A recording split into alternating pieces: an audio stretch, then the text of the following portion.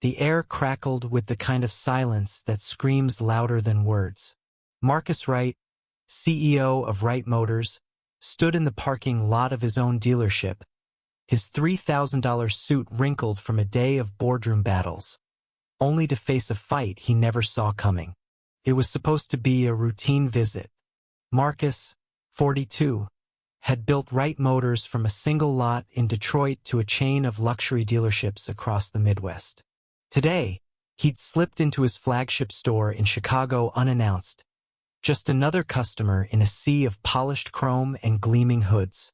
He wanted to test drive the new electric sedan, the one his team had spent years perfecting. But the manager, a wiry man named Greg Tanner, didn't see a CEO. He saw a black man in a suit, and that was enough to make him squint with suspicion. "You sure you're in the right place, buddy?" Greg's voice dripped with condescension, his lips curling as he leaned against a desk cluttered with coffee cups and sales reports. "These cars start at 6 figures. Maybe try the used lot down the street." Marcus froze, his hand tightening around the keys in his pocket.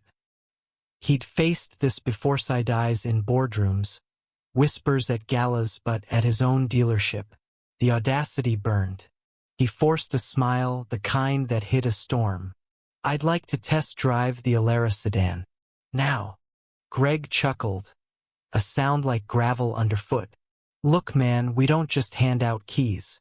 You got proof you can afford it." He gestured to a security guard nearby, who shifted uncomfortably, sensing the tension coiling like a spring. The lot was busy, customers weaving between cars, salespeople pitching with practiced smiles. But in that moment, the world narrowed to Marcus, Greg, and the weight of 1,000 unspoken assumptions. Marcus's voice dropped, low and deliberate. "You're asking me to prove I belong in my own store?"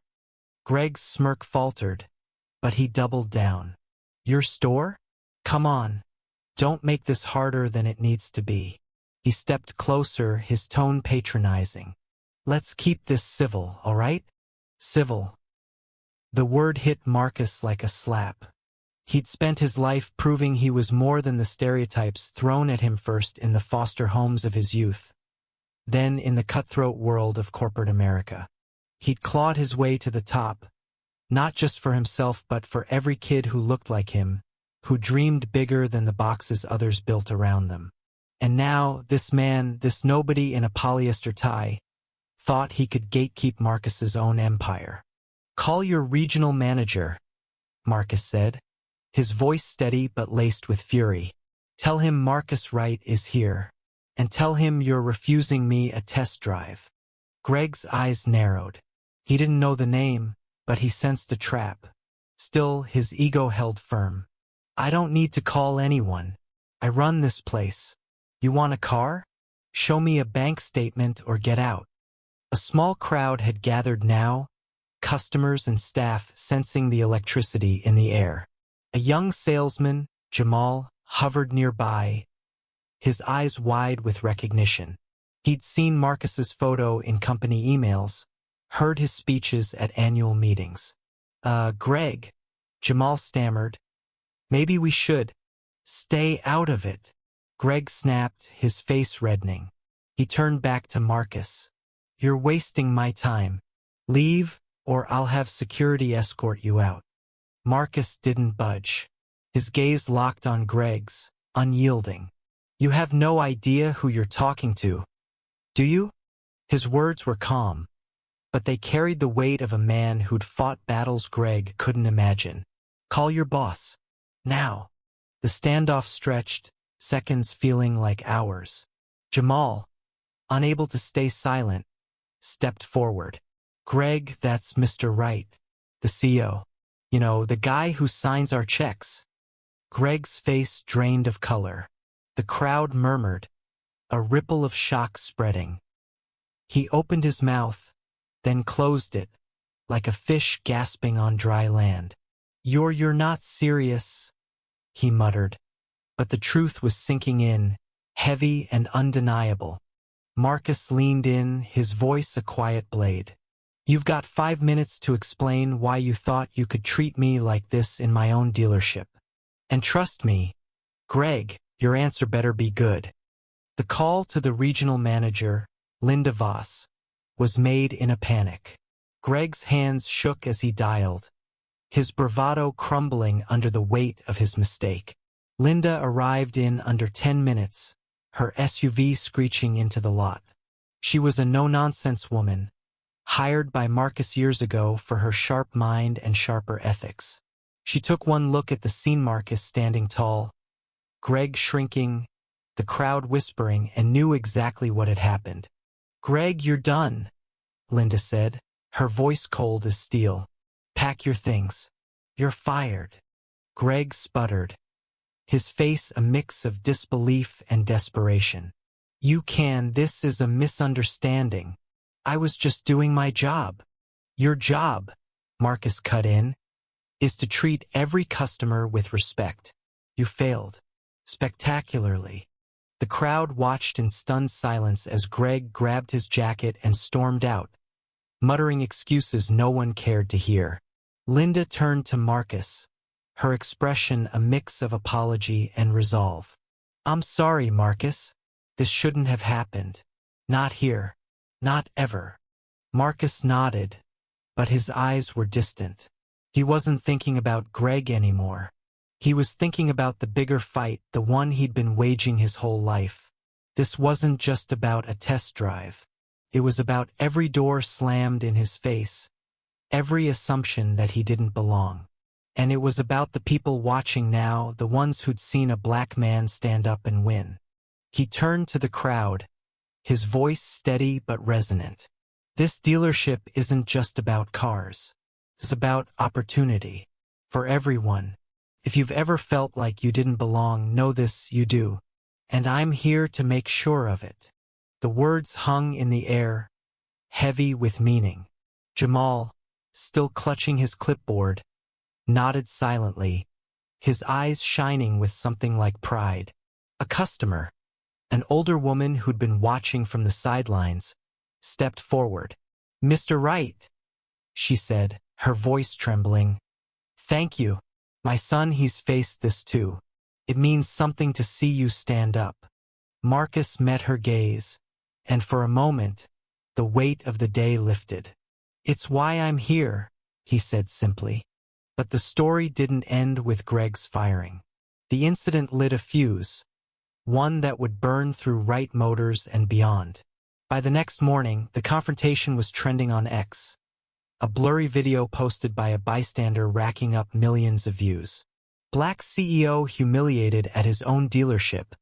The captions read, "This is America, 2025.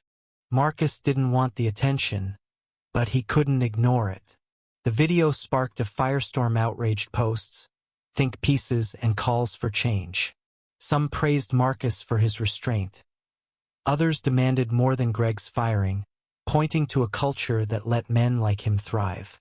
Wright Motors stock dipped, then surged as Marcus issued a public statement. We're not perfect, but we're learning, and we'll do better, starting today. Behind closed doors, Marcus was already moving. He called an emergency meeting with his leadership team, not just to address the incident, but to overhaul the company's culture. Training programs were revamped, diversity initiatives doubled, and a zero-tolerance policy for bias was etched into every employee handbook. But Marcus knew policies alone wouldn't fix the deeper issue. He needed to change hearts, not just rules. Jamal, the young salesman, became an unexpected ally. He'd grown up in Chicago's South Side, where dreams of success often came with asterisks. After the incident, he approached Marcus with a proposal. A mentorship program for young people of color, teaching them not just about cars, but about leadership, resilience, and breaking barriers. Marcus didn't hesitate. You're hired, he said, half smiling. Not as a salesman, as a director. The program launched within weeks, named Drive Forward. It wasn't just a PR move. It was personal. Marcus remembered the teachers who'd seen potential in him, the mentors who'd opened doors. Now he was building those doors for others. Jamal's first cohort included kids from neighborhoods like the one Marcus had grown up in, kids who'd never dreamed of stepping into a boardroom, let alone a dealership like Wright Motors. But the road wasn't smooth. Greg, bitter and emboldened, took to X, claiming he was unfairly targeted, spinning a narrative of reverse discrimination. His posts gained traction among a small but vocal group, fueling a backlash that tested Marcus's resolve. Hate mail flooded his inbox, and protests, small but loud, sprang up outside the dealership. "Hire Greg back," one sign read, held by a man who'd clearly never set foot in a Wright Motors showroom. Marcus didn't flinch. He'd faced worse. But late at night, when the world was quiet, he'd sit in his office, staring at the city skyline, wondering if he'd ever outrun the shadows of prejudice. His wife, Aisha, would find him there, her presence a steady anchor. "You're not just fighting for you," she'd say, her hand on his shoulder. "You're fighting for us, for our kids." Their daughter, Zoe, was 16, sharp and fearless, already talking about studying law to fix the system. She'd seen the video, read the posts, and felt the sting of her father's humiliation. One night, she sat him down, her eyes fierce. "Dad, you can't let this break you. You're bigger than them." Marcus smiled, but it was tired. "I'm not broken, Zoe. Just human." The truth was, the incident had shaken him not because of Greg, but because it reminded him how fragile progress was. He'd built an empire, but one man's ignorance could still make him feel small. Yet, every time he doubted, he'd think of the woman in the dealership, the one who'd thanked him for her son, or Jamal pouring his heart into Drive Forward, or the employees who'd started wearing buttons with the program's logo, a quiet show of solidarity. 6 months later, the dealership was transformed. Drive Forward was thriving, with 50 kids enrolled and plans to expand nationally. Marcus had become a reluctant symbol, invited to speak at conferences, his story a case study in resilience and accountability. He didn't love the spotlight, but he used it, amplifying voices that needed to be heard. The final piece of the puzzle came unexpectedly. Greg, of all people, reached out, not to apologize but to ask for a meeting. Against Aisha's advice, Marcus agreed. They met at a coffee shop, neutral ground, far from the dealership's glare. Greg looked smaller, his bravado gone, replaced by a nervous tick in his jaw. "I didn't know who you were," Greg started, his voice low, "but I'm starting to get it. I was wrong. Not just about you, but the whole thing." Marcus studied him, searching for sincerity. He didn't trust Greg, not yet, but he saw something, a crack in the armor of ignorance. "You don't fix this with words," Marcus said. "You fix it with actions. Prove you've changed." Greg nodded, and for the first time he didn't argue. It wasn't redemption, not yet, but it was a start. And for Marcus, that was enough. Not because he believed in Greg, but because he believed in second chances for those willing to earn them. The story of Wright Motors didn't end with a single firing or a viral video. It grew into something bigger, a movement, a reminder that change starts with one person standing up, even when the world tells them to sit down. Marcus Wright wasn't just a CEO. He was a builder, not of cars, but of hope. And in a world that often felt divided, that was the most powerful thing he could drive. As the coffee shop meeting with Greg ended, Marcus felt no triumph, only a weary sense of possibility. He didn't expect Greg to transform overnight, but the fact that the man had shown up, admitted fault, and asked for a chance to learn was a flicker of hope in a world that often felt dim. Marcus drove home that night, the Chicago skyline glittering against the dark, and wondered if change was ever as simple as one conversation. He knew it wasn't. Change was a grind, A series of battles fought in boardrooms, on social media, and in the quiet moments of self-reflection. The viral video of the dealership incident had shifted something in the public consciousness. X was ablaze with debates, some calling Marcus a hero, others accusing him of wielding his power to ruin a working man like Greg. The polarized reactions didn't surprise him. He'd seen it before, the way truth could bend under the weight of personal biases. But what did surprise him was the flood of messages from strangers, people who'd faced their own versions of that moment in the dealership, who'd been told they didn't belong, didn't measure up, didn't deserve a seat at the table. Their stories poured in, raw and unfiltered, from a single mother denied a loan to a college kid turned away from a job interview because of his name. Each one felt like a brick in the wall Marcus was trying to tear down. Back at Wright Motors, the transformation was tangible. The Drive Forward program, led by Jamal, had become a beacon. The first cohort of 50 kids, mostly Black and Latino teens from underserved neighborhoods, met weekly in a repurposed conference room at the dealership. Marcus would drop in unannounced, sitting in the back as Jamal taught them about everything from car design to financial literacy. The kids called him Mr. Wright, but not with the stiff formality of corporate life. It was a term of respect, earned through the stories he shared about his own journey from foster care to the C-suite, navigating a world that often saw his skin before his potential. One evening, a 17-year-old named Kayla, with braids and a quick wit, raised her hand during a session. "Mr. Wright, how do you keep going when people treat you like you're less?" Her voice was steady, but her eyes betrayed a vulnerability Marcus recognized. He paused, choosing his words carefully. "You don't let their ignorance define you," he said. "You carry your worth like armor, and when they try to knock you down, you build something they can't ignore." Kayla nodded, scribbling in her notebook, and Marcus felt a pang of pride. These kids weren't just learning about cars, they were learning to navigate a world that wouldn't always welcome them. The program's success drew attention. Local news outlets covered it, and soon, national media picked up the story. From scandal to salvation, How Wright Motors is Redefining Opportunity, one headline read. Marcus hated the sensationalism, but he couldn't deny the impact. Applications for Drive Forward tripled, and corporate sponsors began reaching out, offering funding and partnerships. Marcus vetted each one carefully, wary of those looking to capitalize on his story for clout.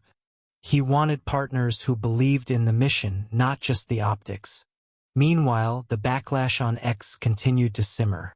Greg's supporters, a vocal minority, organized under hashtags like Justice for Greg and Cancel Wright. They painted Marcus as a bully, claiming he'd used his wealth and influence to destroy an innocent man's career.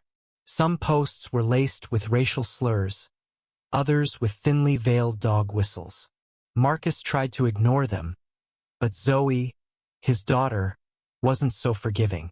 She'd scroll through the posts late at night, her face tight with anger.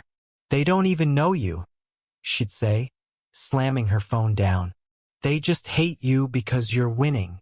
Aisha, ever the voice of reason, urged Marcus to focus on what he could control. "You can't change their minds," she said one night, pouring him a glass of wine. "But you can change what happens in that dealership, in this city, for those kids." Her words grounded him, a reminder that the fight wasn't about proving his worth to strangers. It was about creating a legacy for those who came next. The next challenge came from within. Not all of Wright Motors' employees embraced the changes. Some, particularly older managers, grumbled about the new diversity training, calling it overkill or woke nonsense. One, a veteran salesman named Carl, cornered Marcus after a meeting. "Look, Marcus, I get it. What Greg did was stupid. But all this training, these programs, it's making people feel like they're walking on eggshells. Can't we just sell cars?" Marcus didn't flinch. "Carl, you've been here 20 years. You've seen how this industry works. If we don't change the culture, we're just polishing the same broken system. You want to sell cars? Make sure everyone who walks through that door feels like they belong." Carl didn't push back, but his silence spoke volumes. Marcus knew he couldn't win every heart, but he could set a standard. Those who couldn't adapt would either leave or learn. Most chose to learn, especially after seeing the energy in the dealership shift. Customers noticed it too. Sales spiked, not just because of the publicity, but because people, especially communities of color, felt seen. Wright Motors wasn't just selling luxury cars anymore. It was selling a promise of fairness. As Drive Forward grew, Jamal proved to be more than a directory, was a visionary. He proposed expanding the program to include coding boot camps, teaching kids to design automotive software. Marcus greenlit it immediately, securing a partnership with a tech firm to provide laptops and instructors. The first coding class launched in a renovated warehouse, with 30 kids typing furiously under Jamal's guidance. Marcus watched from the sidelines, marveling at how a moment of pain, his humiliation in the dealership, had sparked something so transformative. But transformation came with growing pains. The protests outside the dealership, though small, persisted. One day, a group of Greg's supporters showed up with megaphones, chanting about unfair firings and corporate overreach. Marcus watched from his office window, his jaw tight. Linda, the regional manager, suggested calling the police, but Marcus shook his head. "Let them talk," he said. "They're loud, but they're not the future." Instead, he did something unexpected. He walked outside, alone, and faced the protesters. The crowd, maybe 20 people, fell silent, caught off guard. "I hear you," Marcus said, his voice carrying across the lot. "You think I ruined a man's life. Let me tell you something. I didn't fire Greg to punish him. I fired him because he thought he could decide who belongs here. And I'm building a place where everyone does." The protesters didn't cheer, but they listened. A few lowered their signs. One, a middle-aged woman with tired eyes, stepped forward. "My brother lost his job last year," she said. "Not like Greg, but it's hard out there. People feel left behind." Marcus nodded. "I get it. But fairness doesn't mean taking from one to give to another. It means giving everyone a shot. That's all I'm trying to do." The conversation didn't solve everything, but it diffused the tension. The protests dwindled after that, though the online noise continued. Marcus didn't care. He was too busy scaling Drive Forward, now with chapters in Detroit, Cleveland, and Atlanta. The program wasn't just changing lives, it was changing the industry. Other dealerships, even competitors, started reaching out, asking how they could replicate it. Marcus shared his playbook freely. "This isn't about me," he'd say. "It's about the kids who need a chance." A year after the incident, Wright Motors hosted its first Drive Forward graduation. The event was held in the Chicago dealership's showroom, transformed into a celebration space with balloons and a stage. 50 teens in caps and gowns walked across, shaking Marcus's hand as they received certificates. Kayla, the girl who'd asked how to keep going, gave the keynote speech. "This program didn't just teach me about cars," she said, her voice steady now. "It taught me I'm enough, and that's worth more than any car in this room." The audience, parents, community leaders, even a few reporters erupted in applause. Marcus, standing in the back, felt his throat tighten. Aisha squeezed his hand, her eyes shining. Zoe, sitting in the front row, filmed it all on her phone, already planning to post it on X with the caption, "This is what change looks like." Greg, to Marcus's surprise, attended. He sat in the back, quiet, almost invisible. After the ceremony, he approached Marcus, his hands stuffed in his pockets. I've been taking classes, he said almost sheepishly. Diversity stuff, trying to understand what I got wrong. Marcus didn't know if Greg was genuine, but he extended a hand. Keep going, he said. It's not about me forgiving you. It's about you forgiving yourself. The graduation marked a turning point, not just for Wright Motors but for Marcus. He'd spent his life proving he belonged, but now he was redefining what belonging meant. The dealership wasn't just a business, Anna Maria, it was a symbol of resilience, a testament to what happens when one person refuses to back down. As the event ended, Marcus stepped outside, the cool evening air a relief after the crowded showroom. He looked at the wooden signboard by the entrance, the one from the day of the incident, still bearing its chalked message. Justice drives change in 24 hours. It was weathered now, but it stood as a reminder of how far they'd come. The fight against prejudice wasn't over, not for Marcus, not for anyone. But every kid in Drive Forward, every employee who wore the program's pin, every customer who felt welcomed, was a step forward. Marcus knew he couldn't change the world alone, but he could change his corner of it. And that was enough to keep driving. What do you think? Where does justice begin in a story like this? Is it in the firing, the forgiveness, or the fight for something bigger?